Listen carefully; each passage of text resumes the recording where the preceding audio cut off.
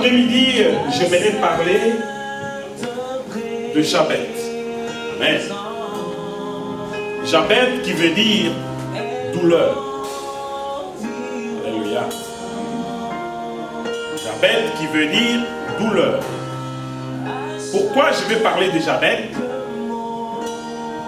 Je vais parler des douleurs ou des Jabet, ce qui va me conduire à parler de la limitation. Alléluia. La limitation, peux-tu dire à celui qui est à côté de toi la limitation? La limitation. Amen. La Bible déclare qu'il y avait un homme, son nom c'est Jabet. Quand sa mère l'a eu avec beaucoup de douleur. Le fait que sa mère l'a eu avec beaucoup de douleur, il lui a donné le nom de Jabet. Mais c'est la Bible qui déclare que Jabet était beaucoup considéré par sa mère par rapport à ses autres frères. Amen. Sa mère le considérait, il lui donnait plus de considération qu'à tous ses autres frères. Mais, est-ce pour cela que Jabet était heureux? Non, loin de là. Amen. Alléluia. Jabet n'était pas heureux. Jabet n'était pas dans la joie. La Bible déclare que Jabet était plus considéré que tous ses frères. Il avait la considération des hommes. Mais Jabet n'était jamais heureux. Jabet était tout le temps dans la souffrance. Jabet souffrait dans son cœur. Jabet était dans le malheur. Mais bien aimé, peut-être que je suis en train de parler de Jabet. Mais Jabet, c'est peut-être toi. C'est peut-être moi. C'est peut-être n'importe qui. Alléluia. Alléluia. Je parle de Jabet. Mais comprends quelles sont les similitudes qu'il y a entre toi et Jabet. La Bible déclare que Jabet invoqua un jour l'Éternel des armées. Donc Jabet était croyant. Jabet avait la foi. Toi aussi tu es un croyant. Tu as la foi. N'est-ce pas? Tu es dans le Seigneur. Mais combien de malheurs frappent à ta porte? Combien de souffrances te font parfois, tu te demandes, mais qu'est-ce qui se passe avec moi? Alléluia. La Bible dit que Jabet était plus considéré. Tu peux même avoir la faveur des hommes. Partout où tu vas, les hommes te font, tu as la faveur des hommes.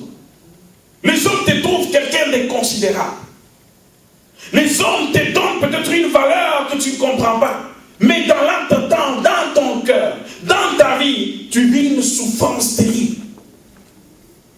Tu pries Dieu. Tu crois en Dieu. Tu es chrétien au sein d'une église. Mais tu vis dans la souffrance. Il y a les malheurs qui toquent à ta porte tout le temps. Alléluia. Amen. Quand tu veux faire quelque chose, même si tu bâtis, tu arrives juste au bord du succès, tout s'effondre. Alléluia. Quand tu fais quelque chose, tu te demandes, mais je ne comprends pas. Tu as cherché les sorciers, tu as cherché tel, tu as cherché tel autre, tu ne comprends pas comment marche ta vie. Mais tu vis dans la douleur. Tu vis dans la souffrance. Tu as même dit, je vais croire en Seigneur Jésus-Christ, tous mes problèmes vont finir, mais le problème continue à te suivre. N'est-ce pas? Alléluia. Et je sais que c'est le cas de plusieurs. Amen, amen. Alléluia. Il y en a même d'autres qui sont arrivés à se demander, mais la vie, quel est son sens vrai? Pourquoi il y a autant de malheurs qui me poursuivent? Amen, amen. Là où parfois des gens que tu ne pouvais pas imaginer passent tranquillement, toi quand tu arrives, tu cognes à une porte.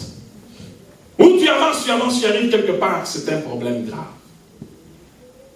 Et la Bible déclare que Jabet, malgré toute cette considération, malgré tout ce qu'il vivait, un jour, il a invoqué l'Éternel des armées. Alléluia. Amen. Amen. Amen. Il a invoqué l'Éternel des armées. La Bible dit, il a crié vers l'Éternel l'Éternel a dit, si tu me bénis et que tu étendes mes limites, j'avais été limité. J'avais envie des limitations dans beaucoup de domaines. Mais il dit à Dieu, si toi, Dieu, tu me bénis et que tu étendes mes limites, si ta main est avec moi, si tu me préserves des malheurs, afin que je ne sois plus dans la souffrance. Afin que je ne sois pas dans la souffrance. Et si vous remarquez, regardez, que chacun regarde dans sa Bible. Regardez un peu ce passage-là dans 1 Chronique 4. S'il vous plaît, regardons 1 Chronique 4, versets 9 à 10. Non, pas pour lire. Vous êtes tous à ce passage-là? Qu'est-ce qui se passe quand il dit, afin que je ne sois pas dans la souffrance, qu'est-ce qui est écrit là-bas? Non, avant que Dieu n'accorde, il y a quoi? Si tu me combles de bénédictions. Est-ce que vous ne voyez pas les 3 points de suspension? Tout le monde a ces 3 points de suspension? Vous les avez? Qu'est-ce que ça veut dire en français quand on met 3 points de suspension? Il n'avait pas fini sa prière. Vous suivez très bien. Il n'avait pas fini ça. Il était en train de prier. Il n'a pas achevé. Quand on met 3 points de suspension, c'est-à-dire que le cœur était arrivé au bout. Et quand il faisait cette prière, il n'a pas fini. Il y a 3 points de suspension pour vous dire, c'est pendant qu'il priait, pendant qu'il invoquait l'Éternel des armées, avant même qu'il ait fini, la Bible déclare, Dieu lui accorda ce qu'il avait demandé. Alléluia. Amen. Pourquoi c'est là? C'est ce que nous cherchons à comprendre. Amen. La limitation est vraie. La limitation te conduira à beaucoup de frustrations. La limitation conduit... Vous imaginez, tu as bâti quelque chose, tu arrives quelque part, tout s'effondre. Ou tu arrives quelque part, tu ne peux pas dépasser, tu as peut-être eu des projets, mais ces projets-là ne peuvent jamais finir. Pourquoi? Parce que tu es bloqué quelque part. Il y a un mur. Alléluia. Amen. Il y a des gens qui ont déjà fait des choix. Tu veux concevoir, tu dis, je vais me fiancer. Tu arrives au moment même de te marier, là, tout tombe. Je vais me fiancer. Tu commences, c'est le moment de te marier, tout tombe. Je vais me fiancer. Ça peut faire comme ça 3, 4 mois. J'ai été fiancé 3 fois. Amen. Amen. Tu veux faire quelque chose dans la vie, tu organises même tout. Mais arrivé quelque part, tu vois que c'est comme... Tu ne comprends même pas qu'est-ce qui arrive. Tu ne te l'expliques pas. Alléluia. Amen, amen. Amen. Un jour, je suis rentré au Congo, dans mon pays. J'ai trouvé une mère qui vendait des cacahuètes. Quand j'étais petit à l'école primaire, dans cette parcelle-là, au même coin, on vendait les cacahuètes. Quand je suis rentré, j'étais déjà une grande personne. Au Mamité, je suis allé dans cette région, j'ai trouvé les arachides, les mêmes arachides, dans cette parcelle, dans le même coin. Des années après, je suis ici au Canada. Quand je suis rentré, j'ai passé tout près de cette parcelle, j'ai trouvé les arachides dans un bol presque pareil, au même point. Si hier, tu vendais des arachides, demain, commence au moins à vendre je ne sais pas moi quoi, des boîtes de sardines ou quoi. Et plus tard, qu'on te voit au moins avec ce qu'on appelle chez nous un ligablo, un étalage. Et plus tard, qu'on te voit au moins avec un magasin. Comment des années et des années, tu es toujours au grain d'arachide? Hein? Alléluia. Amen, amen. Amen, amen. Peuple de Dieu, le diable a une façon très subtile de nous avoir. Et cet esprit conduit à la haine des autres, à la jalousie, aux frustrations, à la colère, parfois à la haine des choses de Dieu. C'est un esprit qui conduit au murmure. Tu commences à murmurer sans raison. Tu es là, oh non, mais si j'étais avec Dieu, et vous savez, c'est un esprit qui peut t'amener dans beaucoup de souffrances. Alléluia. Amen, amen. Amen, amen.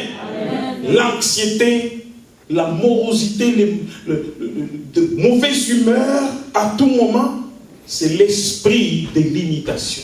Pourquoi? Parce que tu ne peux pas atteindre ce que les autres atteignent. Amen. Les pleurs. Tu es là à pleurer matin, midi, soir. Parfois tu pleures, on ne sait même pas ce que tu pleures. Seulement, il suffit que tu rentres en toi-même, tu regardes ta vie, tu commences à pleurer. Amen. Amen. Pourquoi? Parce que tu vas te demander, mais ceux-là qui ont ça, on fait quoi? Pourquoi moi je ne peux pas? Alléluia. Amen. Il faut qu'on parle de tout ça. C'est comme un esprit qui t'introduit dans un labyrinthe. Vous connaissez quelqu'un qui est dans le labyrinthe, comment il fait? Tu tournes, tu ne sais même pas exactement. C'est un esprit circulaire. Tu peux même être en train.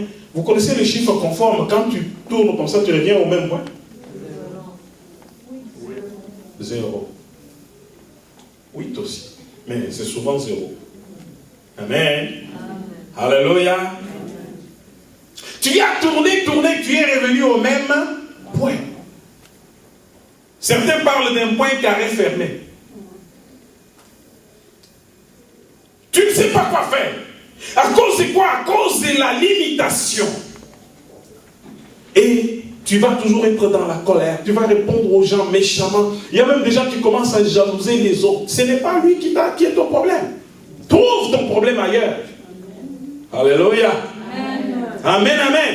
Amen. Tu vois un voisin qui achète un, mais lui là, c'est des fétiches. Hein? Tu vois tel là, mais lui, tu vois, c'est parce que tu trouves toujours une raison à critiquer ceux qui prospèrent. Amen. Ça peut te conduire au vol facilement. Ou à la destruction de ce qui n'est pas à toi. Tu vois le chien du voisin qui passe, tu cherches, tu l'attrapes, tu l'étrangles. Pourquoi? Ou même les chats du voisin qui passent. Moi, j'ai déjà vu des gens, les chats du voisin qui passent. On avait des perroquets chez nous. Le voisin, on fait quoi? Ils ont trouvé ces perroquets-là dans leur... Parce qu'on faisait des puits pour mettre des saletés. Les déchets.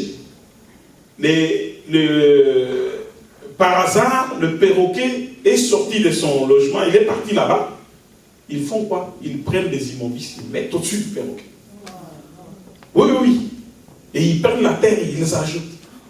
Mais le perroquet, c'est un oiseau terrible. Finalement, quand on cherchait, c'était notre enfant du voisin qui nous dit, mais non, je l'ai vu dans... Ah, enlevons un peu, on enlève, on trouve le perroquet dedans. Et il n'était pas mort. Bizarre, il n'était pas mort. Donc, ce que je dis, c'est quoi? C'est que il y a des gens, ils peuvent te faire du mal, parce qu'il a une limitation dans sa vie, mais il te fait du mal seulement parce qu'il a vu que toi tu prospères. L'Église a pris naissance à la croix. Ton sang a coulé. Ton sang a coulé pour nous. Et par ton sang, tu as fait la paix avec toi-même. Tu as fait la paix avec l'homme que tu avais chassé jadis de ta présence. Par ton sang, Seigneur, nous sommes revenus à la maison. Par ton sang, nous avons l'accès dans le parvis, dans le lieu très saint, dans ta sainte présence pour ta gloire.